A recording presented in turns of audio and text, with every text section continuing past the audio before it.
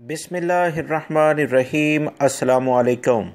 Social media पर international flight से मुतालिक जो सबसे ज़्यादा सवाल पूछा जा रहा है वो यही है कि सऊदी अरब के लिए इंटरनेशनल फ़्लाइट्स कब से जारी होंगी और सऊदी अरब आने के लिए किस मुल्क के ज़रिए इन मौजूदा हालात में हम आ सकते हैं, यानी वाया करके अगर किसी दूसरे मुल्क से आया जाए तो क्या ये तरीक़ाकार बेहतर है। मुसलसल यही सवाल तमाम गैर मुल्की अफराद जो अपने मुल्कों में इस वक्त वबाई मर्ज़ कोरोना की बिना पर इंटरनेशनल फ़्लाइट्स की बंदिश की बिना पर फंस गए हैं, परेशान नज़र आ रहे हैं। दोस्तों, आपकी परेशानी बिल्कुल जायज़ है।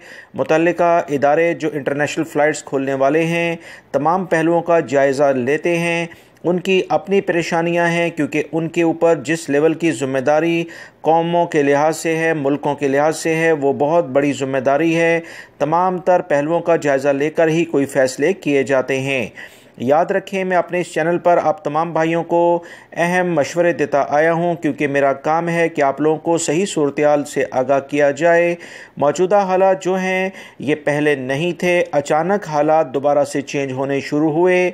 वबाई मर्ज़ कोरोना ना सिर्फ सऊदी अरब बल्कि खलीजी ममालिक और दीगर ममालिक जहाँ पर पहले ये बहुत कम था, जैसे पाकिस्तान में नॉर्मल हालात थे, इंटरनेशनल फ़्लाइट्स अचानक बंद हुई और अब मौजूदा पाकिस्तान के हालात तकरीबन लॉकडाउन की जानिब गए हैं।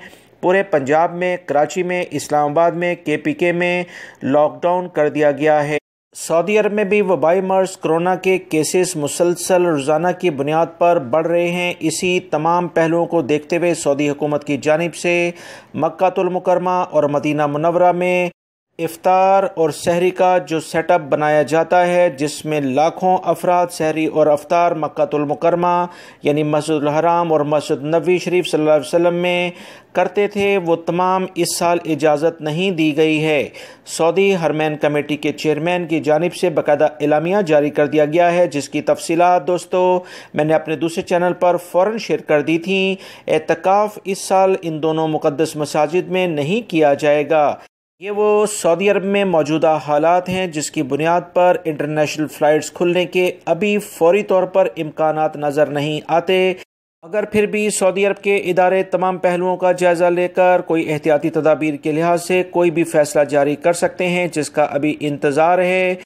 सऊदी अरब में आने के लिए वाया यानी किसी और मुल्क से होते हुए अगर आप सऊदी अरब आते हैं तो इसमें गैर मुल्की अफराद को काफ़ी मुश्किलात का सामना करना पड़ रहा है। बेहतर है अपने मुल्क में रहें और जो भी ख़र्चा आपने दूसरे मुल्क के ज़रिए आने के लिए करना है वही रकम आप अपनी कंपनी से बात करके अपना वीज़ा एक्सटेंड करा लें, अपना अकामा एक्सटेंड करा लें, कि इस वक्त अकामा नए कवानीन के मुताबिक 3 महीने 6 महीने के लिहाज से भी तजदीद हो सकता है। वीडियो लाइक करके शेयर भी कीजिएगा। अस्सलामु अलैकुम।